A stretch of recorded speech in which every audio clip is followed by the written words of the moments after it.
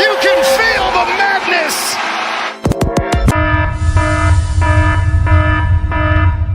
Race to that corner. Radford, the inbounder, looking, the bounce, Garcia. Oh, got it! We are tied! Hello, friends. Before we get you back to your regularly scheduled pod, Robbie Dono here. I had to come on before we jumped into the full show. We thought Houston was going to finish it off in regulation. Oh no, we were sorely mistaken. That shot you heard was Anderson Garcia beating the buzzer to send the game into overtime for Texas A&M as the Aggies and Cougars battled it out late into the night. Houston did end up prevailing in overtime, 100-95. The Cougars are moving on to the Sweet 16 where they will play Duke, but we had to interject and mention that just small little tidbit of the fact that the Houston Cougars won a wild game over the Texas A&M Aggies as we were recording our pod. The game was still going on as we were finishing up. We just wanted to make sure that you were aware and you're in the know. Houston moving on. Okay, back to your regularly scheduled program. You can feel the madness. Jones the other way, looking in first, Trey Kaufman-Ring. Conway all over Burns. The pass to Taylor. Big shot! And Clemson's march through the madness will continue. In the paint, out to Ashworth. Deep three. Good! It's the D1 and Done pod after dark, presented by no one, but that's okay. It's basketball season. We love college basketball. It's March. It's the madness. We don't need to be sponsored by anyone. We're doing great. You can always follow us on social media, Facebook, Twitter, and Instagram. We're also on our YouTube page, and you can basically be listening to this podcast wherever you get your podcasts, whether that be Spotify, Apple, Google Play. Do you listen to MySpace anymore? I don't know if that even exists, but if it does, we're probably on MySpace too. So make sure you find us there and always interact with us. Send us a message on our email page. It's d1anddonepod@gmail.com. And you can also send us voicemails and messages over our SpeakPipe. We will hear from a longtime GFOP later in the show as we have some coaching news that we will dive into later on in this broadcast. So it's after dark. The Sweet 16 is just ahead, starting here on Thursday as we are wrapping up our round of 32 games. I'm Robbie Donahoe alongside Nick Mills and Dusty Mills coming in remotely. It was a fun first two rounds of the NCAA tournament, fellas. I want to start first with maybe the team that you have been most impressed with, maybe your most dominant team to begin the big dance. I think there's some obvious ones, but I'm curious kind of the directions that you go with. Nick, I want to start with you. Who's your most dominant team to begin March Madness? Robbie, I know in the pre-show we said I should start, but I think you should start this one, Robbie. Wow. I think you should lead it. Well, who you thought this impressive team was? I mean, I'm honored to go first. And you know who I'm going to pick, and and if the listeners know by now, you were aware, it's my mighty Purdue Boilermakers, and what a day it was at Gainbridge Fieldhouse. I think it was kind of a collection of excitement, euphoria going into the game, maybe a little dread, nervousness. But this team was so gosh darn fun to watch today, throwing up 106 points, beating the Mountain West regular season champion Utah State Aggies by 39. And to be honest, it really wasn't even that close. This was a game going into it that a lot of people had kind of circled as, you may want to keep an eye on this one. Boilermakers were favored by 11.5 and managed to cover that with ease, winning by 39. Just another brilliant performance from Zach Edey, who had 23 and 14. One of my favorite stats from the game came from Raphael Davis, who tweeted this out after the game. He mentioned that Purdue scored 57 points in the second half. Zach Edey accounted for 2 of those 57 points. Yeah. He's just tall. Well, obviously, yes, he is, but we didn't even need him to stretch the lead out by over 30 points against Utah State. Before I play comments from Matt Painter in regards to that mention of Zach Edey just being tall, Dusty, I want to throw to you first. What did you think of that performance today from Purdue, and just how impressive they were in a game that we all expected them to be challenged from start to finish. I mean, I was texting Robbie during the game. I'm just pumped for Robbie, honestly, to go through the BS that you've dealt with the last few years, to go through the, lose to a 16 seed last year. Robbie was at the game today.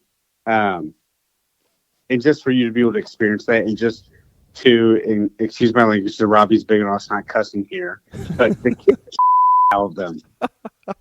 I mean, that was never a game. And everyone knows who's been listening that we love the Mountain West. Utah State horrible against them. And I think Purdue really just sent the message today where I think I talked about this a few weeks ago, where it's like, I think Zach Edey's just going to be like, look, I'm here to win a championship. And for him to come out, have a game like that, and for Purdue as a team to come out like that, it was just fun to watch. Honestly, it makes me miss the sorry to bring up Kentucky again, but it makes me miss the Kentucky teams of the early Cal Party days, where it's just, hey, we're better than you, we're going to prove it real quick. And that's how I felt like Purdue was. And obviously UConn is putting on a spectacle right now. Yeah. But I think it's Purdue UConn right now, just for the national championship. And I'm just pumped for you. Well, first off, I appreciate that. You guys have been awesome about that. So this is the fifth Sweet 16 for Purdue in the last 7 seasons, which that also underscores the fact that everyone focuses on the losses to North Texas, St. Peter's, FDU, and with good reason. This team has made 5 Sweet 16s in 7 years. It's not like they're not having success or they're not playing well, and that's kind of the fun part. And what was even more fun today, and I'll kind of take this from a personal standpoint now. So I brought my wife, Kelly, First Lady of the Pod, with me to the game today. She was yelling more and clapping more than I was. And if you know anything about me, you know how boisterous and vocal and loud I can be. My wife was more excited at points than I was. Yeah, you can get loud. Yeah. Shocking, I know.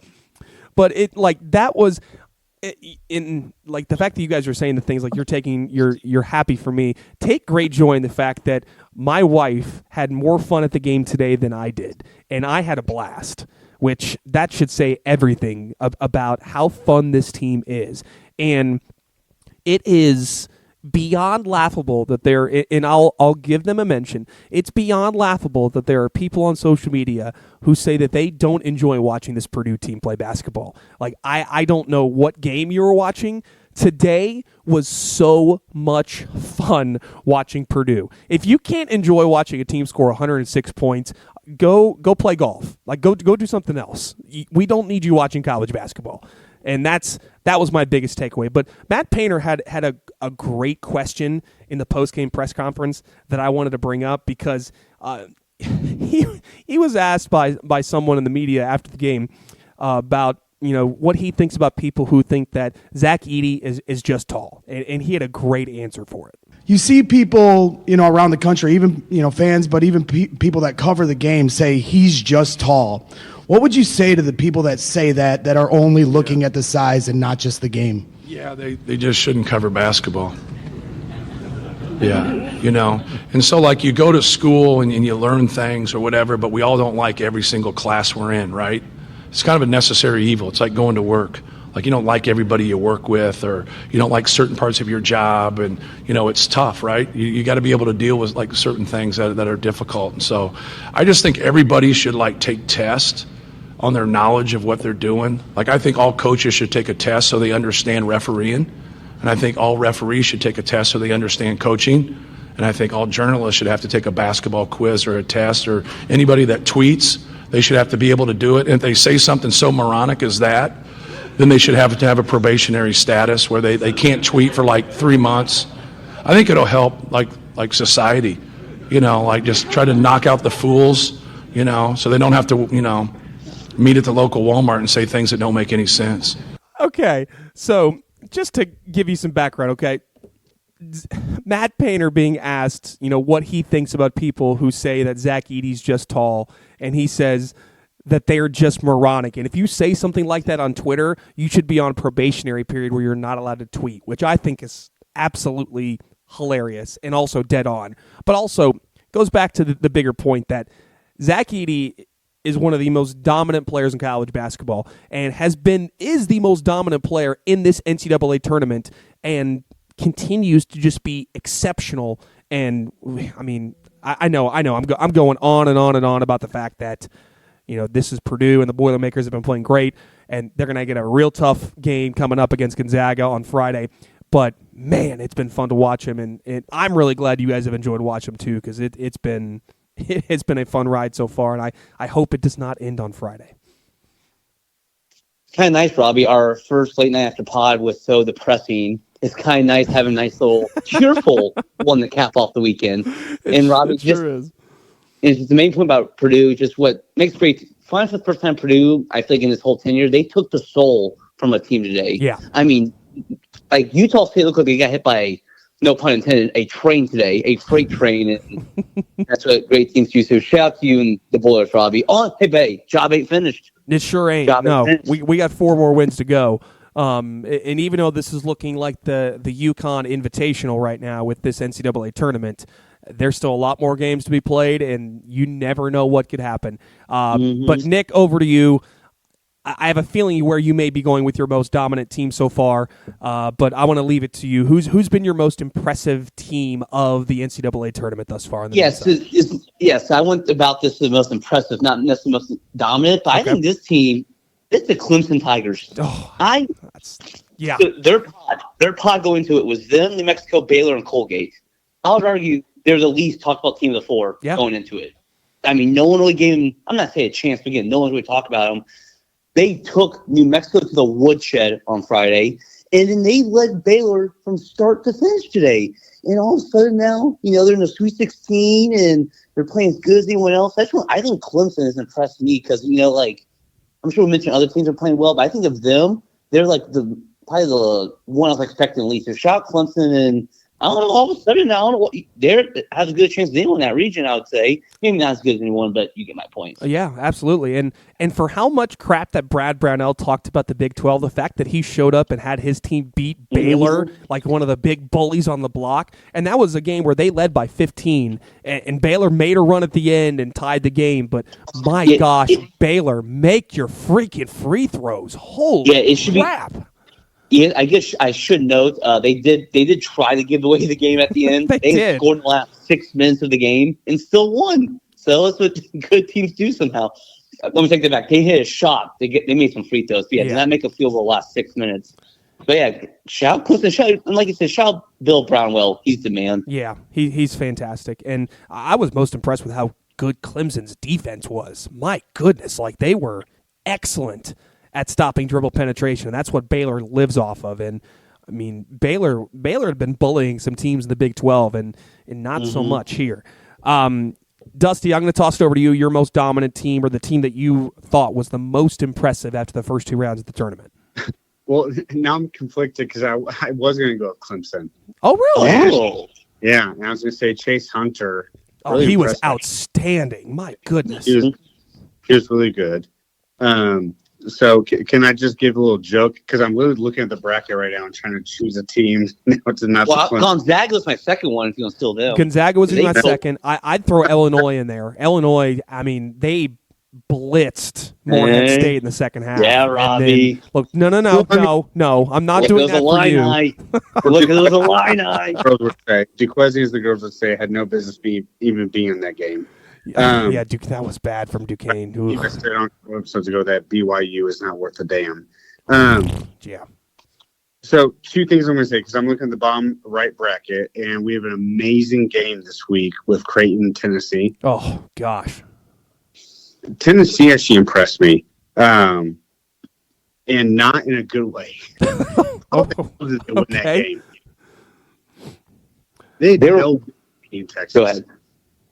They were 1 of 21 from 3 at one point. Oh, my gosh. No business win. But the other thing I was going to say, and this is more of just, for our fans that do listen, and you two will like this a lot. So last night, that game was in double overtime. I have never cheered harder for a team besides the team that I love than it was for Oregon last night, and I was pissed off.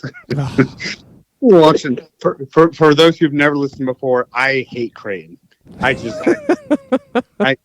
have a reason. I don't have a rhyme. I just hate Creighton. And watching them win they had no business winning that game. No, they didn't. And I was screaming. That's so harsh. No business. Literally, Haley was texting me saying, "Hey, after the game on upstairs," and I texted her and said, "No, I'm watching down here because I just feel good right now. Like Oregon's going to win this game." So, congrats to Creighton, and I am pumped for this Creighton-Tennessee game. So, but my team of the weekend, I guess, will just be Tennessee for somehow making it. They're going to find a way to lose in the Sweet 16. Yeah, that's kind of where my head's at. No. Hold on. No. I'll give you my team of the weekend. I'm actually very impressed by Duke. Oh, yeah. As much as I like crapping on them as well. I'm not allowed to say that. Come again? Yeah. Dude, I mean, being Vermont by what, 17, I believe? Yeah. Being by James Madison by 40. Jared McCain was insane in that game. They look so good. And my final bracket that I put together, that obviously we didn't put on the podcast, I did have Kentucky Duke in the Elite Eight, which would be an unreal game. Mm-hmm. Duke, I would say, is officially my team of the weekend. And that's probably something I'll never, ever say again. There are some wild anomalies in that Oregon-Creighton box score, if you looked it up. Brennan Rigsby for Oregon played 43 minutes and had 0 points. My man. Throw along Kwame Evans Jr. He scored 0 points and he played 38 minutes. It was literally the Jermaine Cousinard and Folly Dante's game in that. Like, that was I have never seen a game like that. And to be honest, as Dusty kind of mentioned, Oregon probably should have won that game. Creighton was very fortunate down the stretch in that game, but that game was just absolutely bonkers. But also, the Big East went 6-0 in the first 2 rounds of this tournament. That's UConn and Creighton, and the team that I'm spacing on right now, the other Big East team, Marquette. So Marquette's the other team I want to shout out. I have been hounding Shaka Smart for years. Yeah, you have. Because he could not make a Sweet 16, and I got to see it in person that his team found a way to make plays down the stretch and beat Colorado. Now, they were very fortunate because Colorado missed a bunch of open threes. They were 10 for 30 from 3 in that game, and I think about 10 of those they missed were wide open. They were very fortunate to win that game, but Tyler Kolek made some massive plays down the stretch. Cam Jones is awesome. David Joplin hit some big free throws down the stretch. I don't know how Marquette's going to do against NC State. That's going to be a fascinating game, but also shame on Marquette for taking away the opportunity. We could have had a DJ Burns versus Edey Lampkin Sweet 16 game. That would have been amazing. And now we don't get the unstoppable force meets the immovable object in the Sweet 16, which really brings a tear to my eye. I would say shout out to Big East real quick. You mentioned they're 6-0. They have only been one single-digit seed, should be noted, and now it's Northwestern, so that they barely count. But, hey, 6-0 for the Big East, especially for the conference that a lot of people got, gypped on Selection Sunday. And that's I've seen some people kind of been, carrying the flag for the Big East, and my response is, you got 3 teams in. I would hope that they went 6-0 because it's your 3 best teams. You didn't get any of the mid teams in. Seeds. Exactly. So, as much as I'm like, well, the Big East should have got more teams in. No, you got 3 teams in, and they should have won all 6 of their games. But UConn looks incredible. I mean, UConn was the most dominant team in the tournament the first two games, in my opinion. No one mentioned anything about Arizona. Arizona looked really good, even though Dayton kind of pushed them at the end. Gonzaga looked like a freaking wagon in the second half against Kansas. That was immensely impressive. Didn't they start off the half 10 of 12 from the field? I believe it was 11 of 13. I believe is how they started. Which, my goodness, I mean, that was just, if they shoot like that, I mean, Purdue's going to have one heck of a game on their hands that they're going to have to deal with. But I mean, Gonzaga. That Gonzaga Purdue game is going to be a lot of fun coming up on Friday. Okay, yeah, Another thing we've not mentioned as many as P16. North Carolina looks pretty good in their 2 games as well. Second half. I was about to bring them up. I'm just looking at the bracket. North Carolina, Alabama. Woo. I don't even know what to say to that. I mean, that is a freaking matchup. Get your spikes and running shoes ready for that one because go get the movie theater popcorn right now. From your local Meijer or Kroger or Aldi, where the hell you go. That is going to be a freaking ball game. Yeah. Mark Sears versus R.J. Davis. Oh, that's good stuff. My word! It may just be a one-on-one contest at that point. It could be. And also keep in mind, if Arizona takes care of business against Clemson and North Carolina wins, we get Caleb Love versus North Carolina. I need it. And Nick, what did you say a couple weeks ago that Caleb? It's going to take 37 shots, and I cannot wait. Yeah, the over-under is going to be like 38.5 shots he takes, and I would take the over. For that. That would He's going to take more shots than I did last night. That would be lock of the week worthy. That'd be lock of the week worthy right there. Speaking of which, that's a good joke. Thank you. How about the fellas going 3-0 this week on our locks? Very impressive run from all three of us. So well done, Nick, Dusty, myself, giving you 3 picks that you could take with you all the way to the barn and get it done for you. So congratulations Gambling to us. is so easy. It's so easy. It's just free money they give you. They hand out money. They give you money. I already have my lock for this week. Okay. If it happens. Hang on to it. Coming up on. So we're gonna have our Sweet 16 Elite 8 preview coming up on Wednesday. That's the plan, is to have that show Wednesday. It's a joke. Oh. So my lock already, if it happens, is if North Carolina and Arizona play, it's Caleb Love over on shot attempts. Yeah. Yeah, I hope that's a prop bet that you can put in on. At the very least, the over on points probably. Yeah, love it, Crab. It's got to be like 20.5 points. I'd go way over that. So I want to go back to that Alabama Grand Canyon game. I had my anxiety was through the roof. That game was so chaotic. Like I have not taken any hard drugs before, but I felt like I was on something having to watch that game. I know that may be inappropriate for some to hear, and I apologize, but still, like that's I was entertained, and it hurt my mind. And like I felt like I just went through a workout watching that game, and I didn't do anything but just sit and watch a basketball game for 2 hours. Like that's how wild of a game that was. And I want to throw this back onto Alabama. This is a stat that we brought up a couple days ago. Bama is the first team in the last 20 years to make the Sweet 16 with their profile being top 10 offensive efficiency and outside the top 100 defensive efficiency, which makes that win even more impressive. And this is Alabama's first back-to-back Sweet 16 since 1991, which is very impressive from the Crimson Tide. I mean, Grand Canyon, that team was I can't get over that game. That game was wild. Yeah, you laid it out perfectly. It was chaotic. It was insane. You put it perfectly. It was hilarious to watch. It reminded me a lot too of the the Auburn-Yale game, and so just ironically, it's Auburn and Alabama that I'm talking about. But I feel like Alabama constantly had the leads, and then Grand Canyon would come back. It was the same thing of Auburn and Yale. Yeah, and Yale had no business winning that ball game. Let's be real. And so I'm not trying to be like SEC biased, but I am being SEC biased. But Alabama's just the team that I don't get them at all. No. And we were trying to explain. So full disclosure, my aunt and uncle are in town, and they weren't to talk college basketball. So I was trying to explain, what's going on.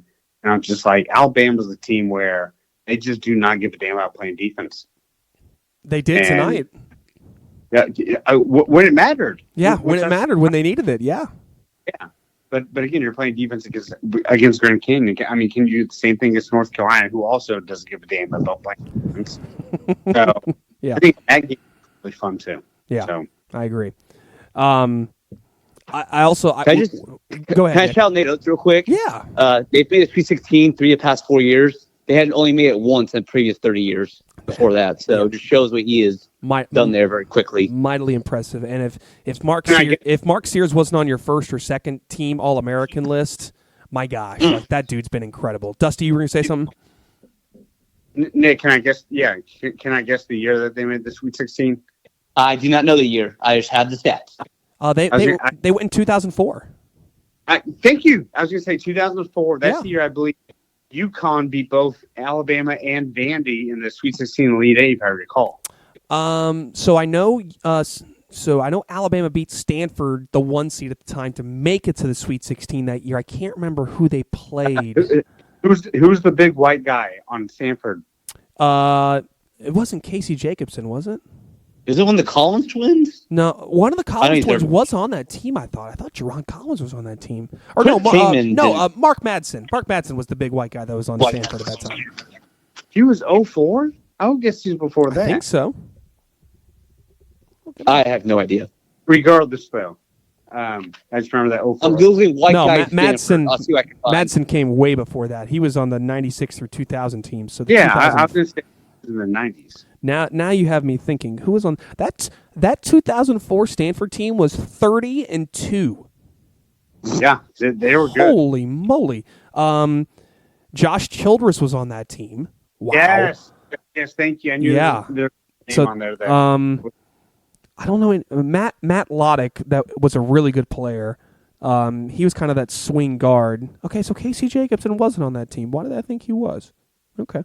Anyway, I think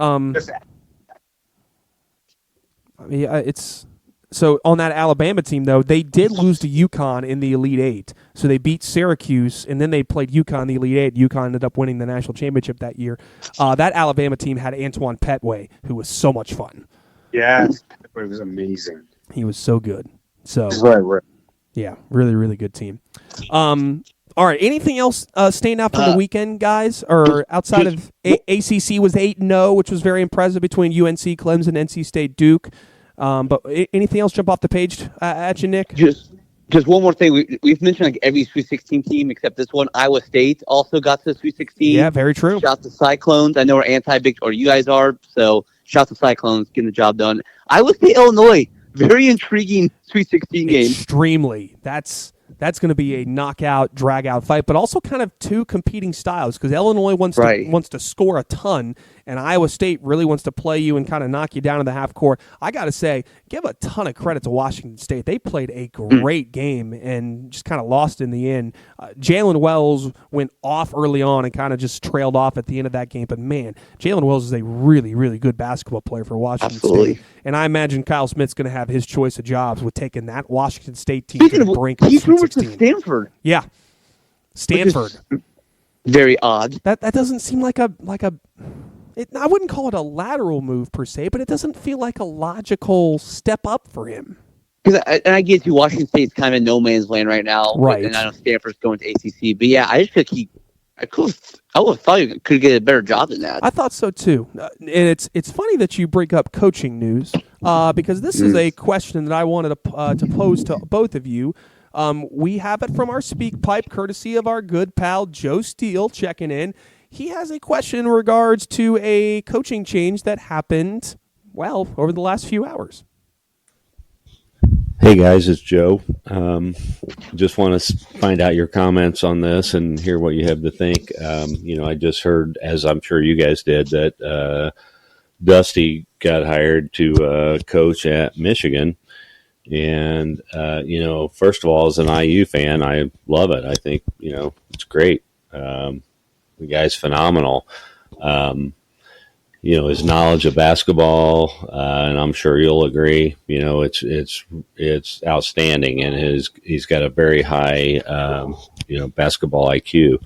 However, for me, I'm going to miss Dusty on the podcast. I don't know, Nick and Robbie, I'm sure you can get by, but, God, it's really upsetting. I hate to see Dusty go. Wait, what, Michelle? Oh, it's not that Dusty. Oh, hey guys, never mind. So that's our good pal Joe Steele checking in. He was confused. He thought it was Dusty Mills taking the job at Michigan, not Dusty May. So we do get to keep Dusty Mills on the pod with us. So thank you, Joe, for the question. But I want to get your guys' thoughts on Dusty May because we mentioned on the show a couple days ago, it looked like it was almost just about a done deal for Dusty May to go to Louisville, and they were all ready to do the press conference, and I think they had just pretty much gotten all the I's dotted and T's crossed, and all they were waiting for was a signature. And then Dusty May does a heel turn at the last moment. Now he's going to Michigan, that is official. It has been announced by the University of Michigan, and the contract is very odd because the details aren't as significant as you probably would have anticipated. 5 years, $3.5 million per year, and you would have thought Louisville certainly could match that. So it seemed like a very interesting change of heart because it almost looked for certain Dusty May was going to Louisville. Now he's at Michigan, and the Wolverine fan base isn't all sunshine and rainbows with Dusty May going to Michigan. Joe, if I was going to take that job, I would have told you, last night. So that was not the case. Yes. But I really am stunned by that. Yeah. Michigan was never on my radar. The Louisville job, I'm more concerned for Louisville, and I'm sure I've said this before, my wife's from Louisville, so I do have a little more intel than I ever thought I would have. That program seems to be just in a funk right now. Mm-hmm. And I think there's a reason that Payne wanted to get out of there. Yeah, because he won 7 games. Right? You say? Yeah, I think 12 was the number. I mean, I have the ACC standings in front of my face right now. I cannot believe that they literally went 3-17 in the conference, right? Mm-hmm. I'm speechless. So good for Dusty May. I'm stunned he went to Michigan. I'll just say that. Yeah. But hope he kills it there. But I don't understand. I'm just confused by that. When Nick, was it you last night that told us that? Yeah. Yeah, and I was stunned when I got that text. Yeah, I agree. Yeah, I guess. Go for it, Nick. I mean, just first off, in my opinion, I think Louisville's like a top 10 job, maybe closer to top 5. Like Michigan's probably top. I don't know. It's a good job, like 15-20. Yeah. So again, I think he passed. Okay, Michigan top 20. Yeah, but I think it's a lot of people have said that same thing as Matt Norlander says. I guess just like he was attracted to Michigan, just like the pressure's on the football program, right? You're not in the spotlight like you would be at Louisville. And I think that evidently that's what attracted him to Michigan more so than Louisville, which is pretty interesting because he's like the coach who wouldn't be like the head honcho on campus, but to each their own. Mr. Dustin. But that also makes sense, and that falls in line with the fact that he was interested in the Ohio State job, because the Ohio State job, that's a football school too. So he's, from everything that I've heard, he's the kind of guy that doesn't really like to be a big fish in a big pond. He wants to be there. He wants to have a head coaching job at a big school, but he doesn't necessarily want to be this superstar, all-knowing, big name that everyone bows down to. So I think that's part of the reason why that he probably chose Michigan over Louisville. It sounds like, so according to @CoachingChanges on Twitter, which, again, they're a fantastic follow, and we get most of our coaching news from them, sounds like Vanderbilt has offered the job to Danny Sprinkle, and they're pivoting off of Chris Mack.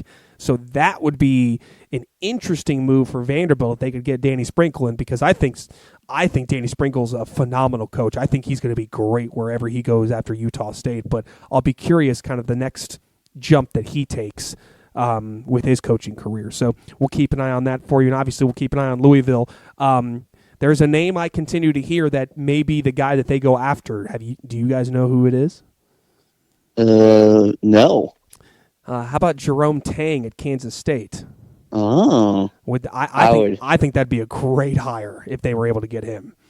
And he's very very Christian man, and I think that's what Louisville probably needs, like someone just have like the good vibes coming in without like much skeletons in closets. And I know that's not always like translates perfectly. Like sure, Christian man doesn't just mean perfect, but Jerome Tang, for all accounts, is just a great guy. Yeah.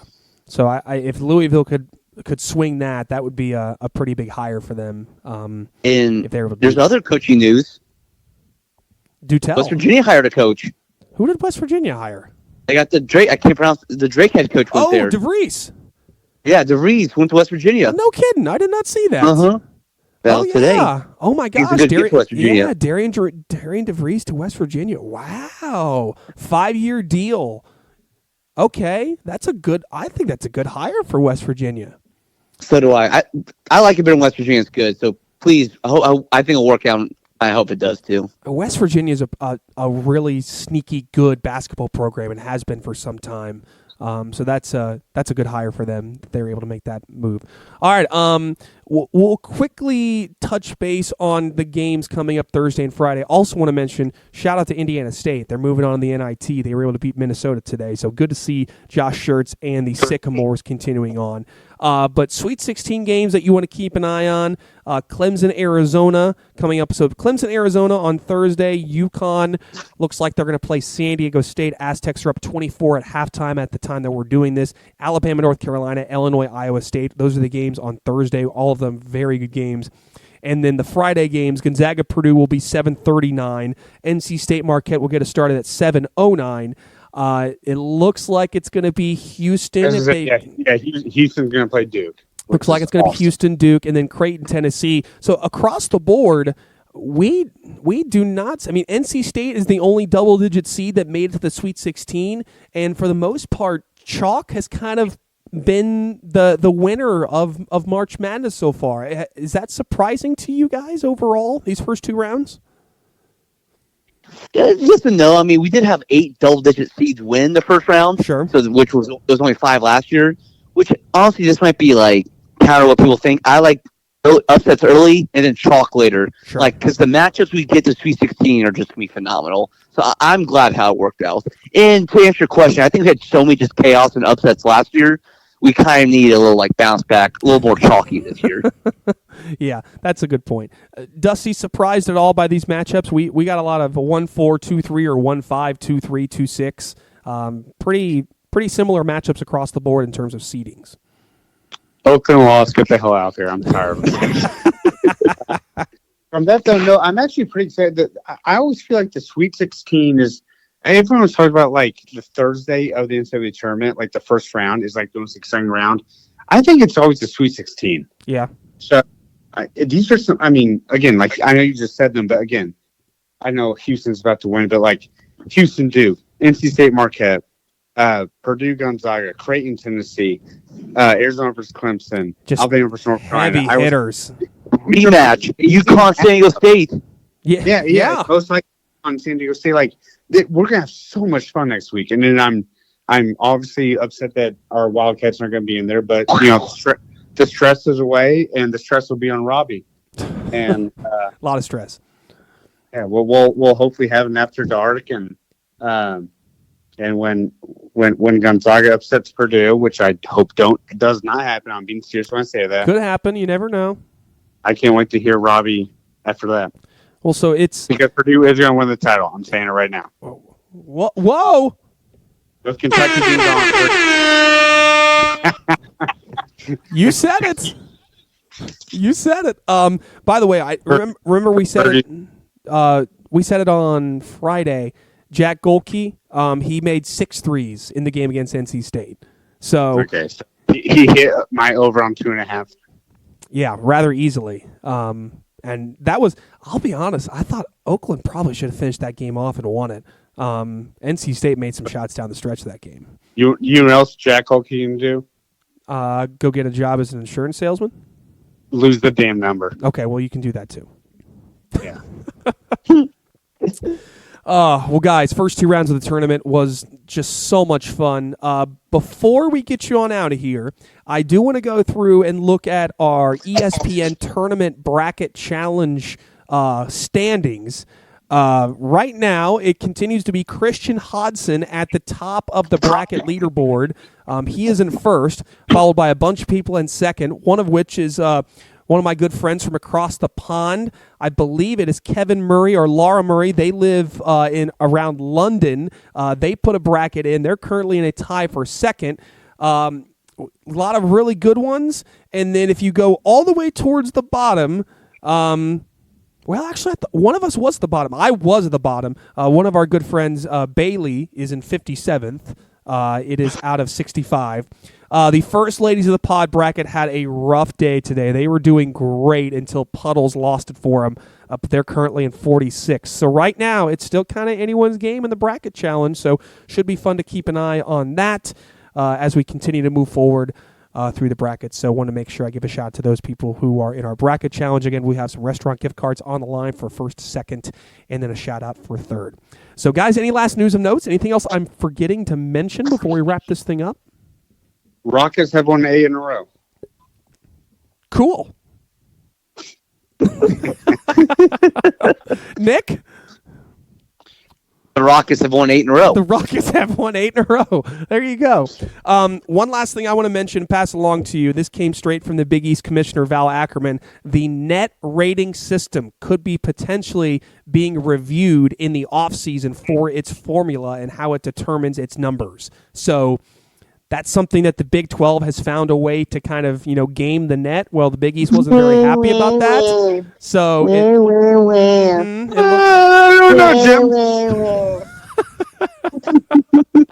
No.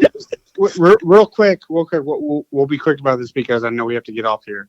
That's interesting for any of our followers that we were talking, probably 4 or 5 weeks ago, how the Big 12 has been kind of like finding a way to manipulate. They were 7-6 in the first 2 rounds of the tournament. Once Houston finishes off 7-6, which is okay, but yeah, I'm not even saying this like in a hater mode. I'm just saying that's very intriguing to hear more about how that could change the philosophy of who you play in non-conference and whatnot. Absolutely. So that's cool to hear. Very much so. All right, that will do it for the D1 and Done Pod After Dark. We will be back on Wednesday. That will be our Sweet 16 Elite 8 preview pod as we get you set for another great slate of games in the NCAA men's basketball tournament. Of course, you should give us a follow on Facebook, Twitter, Instagram, YouTube, wherever you can find us, and make sure you can listen to us wherever you get your podcasts, whether that be an Apple Podcast, Google Play, Spotify, whatever that may be.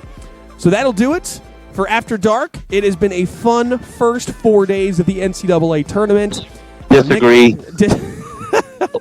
Yeah, absolutely disagree. Well, it's been fun for me. So for the Kentucky Therapy Session boys, Nick and Dusty Mills, I'm Robbie Donahoe. We will have you with us next time on Wednesday for our Sweet 16 Elite 8. And also, Dos Aceto, United States, Mexico, suck it. The U.S. are able to take down Mexico in the CONCACAF Nations League final. I know I'm talking soccer and not basketball, but USA. And I would, as Robbie's going off, I would advise anyone. It actually was a pretty cool session on Thursday. If you guys want to hear some real content, if you're listening the first time, go listen to Nick and I talk about Kentucky from Thursday. That was actually a pretty good episode. It was listened to by a lot of people, and I think everyone really enjoyed it. All right. Not everyone. Not everyone. All right. We got to get out of here. We'll see you guys on a Wednesday for the next episode of the D1 and Done Pod. Roll Tide.